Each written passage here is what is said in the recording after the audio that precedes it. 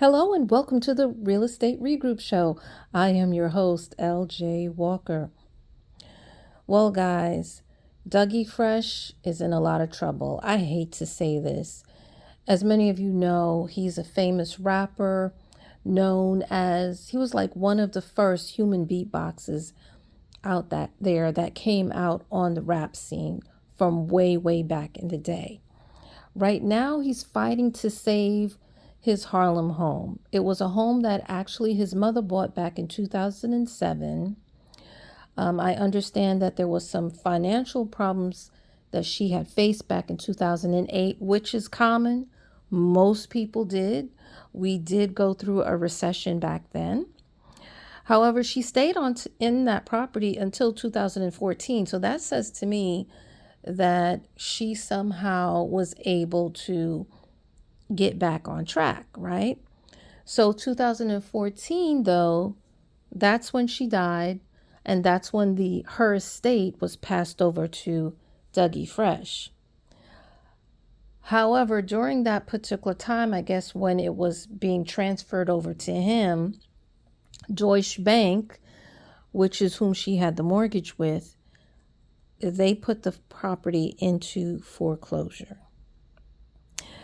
Dougie Fresh is saying that they never properly informed him that they were going to go ahead and do this. And he's also claimed that payments were made by him after the transfer to that particular bank. So now this is causing me to be a little confused. I understand that Dougie Fresh is actually suing the bank for that. I also understand or was put on notice that after winning the foreclosure, and by the way, a foreclosure can be overturned. I can't promise whether or not in this case it will or will not. But when it went into foreclosure and it was put up for bid, there was only one bidder, and that bidder was the bank.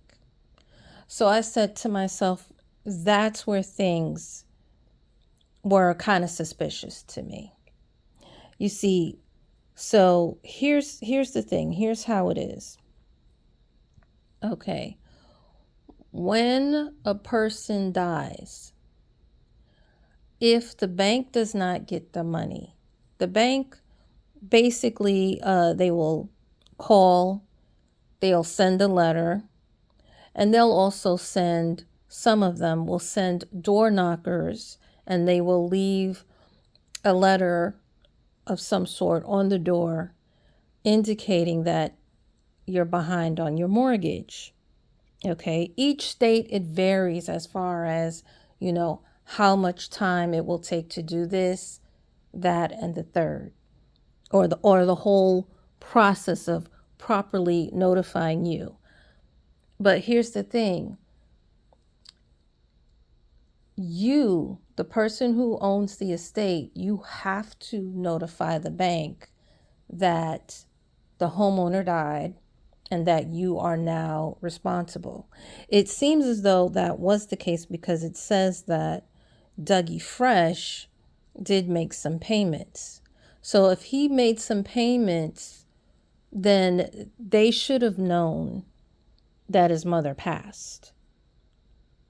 And being that she passed, even though business is business, sometimes, you do give a little bit of a leeway. Being that I'm in mortgage notes, I'm the one that buys mortgage notes from the bank. So that's why I think it's kind of, that's why I'm a little uncomfortable with this particular situation. Like something that doesn't sound right. Something is a little off here. The other thing too is that this home, they say that it was in the family for about 20 years, right? So a little less than 20 years, honestly, because from 2007 and now it's 2025. So in another 2 years, it would have been 20 years. Fine.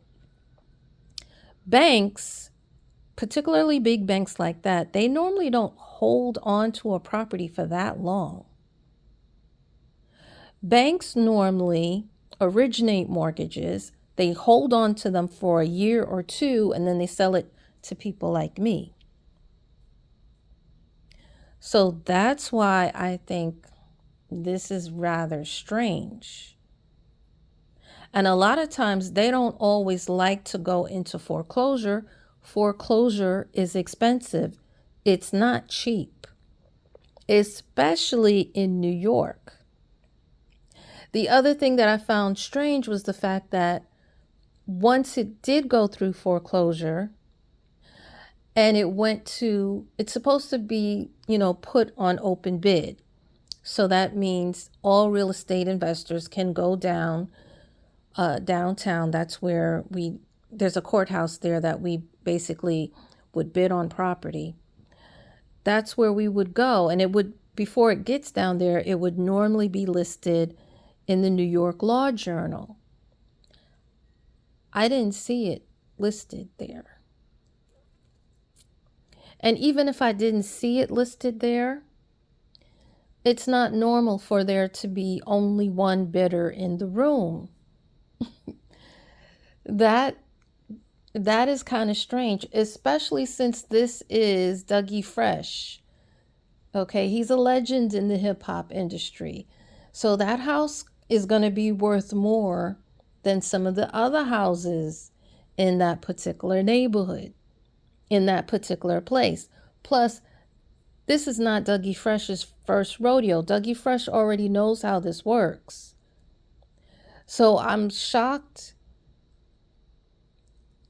and I'm in a little bit of disbelief that he didn't know how to handle this going forward. He's been a homeowner before. As a matter of fact, in one news report, it says that he's actually been through a foreclosure before. So how is it that he didn't know? That's what makes me suspicious.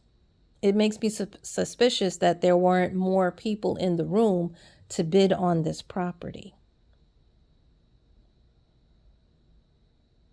And it makes me wonder, well, did the bank want this property for themselves all along and was hoping that this would happen? I'm not sure. To be quite honest with you.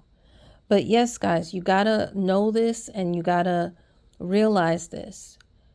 If you own a home and you die before you pay off the mortgage, then your estate is responsible for calling the bank. The bank is not really responsible for calling you. The bank is not responsible for calling your estate. The bank, if you default, will call you. And if you don't respond and no one else responds, then yes, they have the right to foreclose on your property. But they must do it in a particular way. Now, the person who's taken over your estate, they may not have your phone number. So when the bank calls your phone, of course, and leaves a message, that person will probably not retrieve the messages from your phone. If the bank decides to send an email, that person who is now owner of your estate is not going to have access to your email. They may have access to your mailbox where they can retrieve a letter from your mailbox. And if they have access to the home, they may, and a note is actually taped up there, then they may see that, or they may not. Because a lot of times when people are going through death, there's a lot of emotions that are involved. And there's also a lot of other things that they may need to take care of, and they may not get to that on time, which unfortunately will lead to foreclosure. That's why it's important that before you pass away, that you let your loved ones, particularly the one that you will be leaving your estate to, that you let them know, number one, the name of the bank that you pay the mortgage to, two, when the mortgage is due, three, how much the mortgage is, four, how much the taxes are, five, who to mail the taxes to.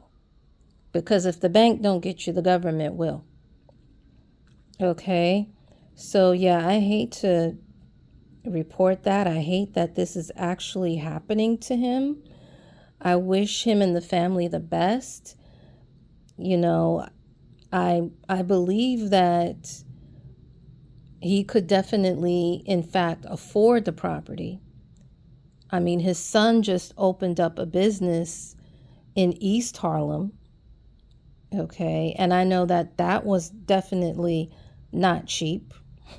All right. I know that he himself is getting residuals from the song La Di Dottie, a song that he made 40 years ago that people are still sampling today. So for them to say that he's behind on payments, I'm not sure if I believe that totally. I think he just went through, I mean, all right, 2014, it's now 2025, but it says that he made payments. So I don't understand, if he made payments, why are you still trying to foreclose on him? That part, yeah, that part is a little off. There's a lot of missing information, I feel. But unfortunately, I have to go on what was given. And this is what was given. This is my opinion. Listen, guys, feel free to share your opinion in the comment section. And also share this amongst your friends. Remember, each one, reach one, teach one. Bye for now. Until next time, have a good night.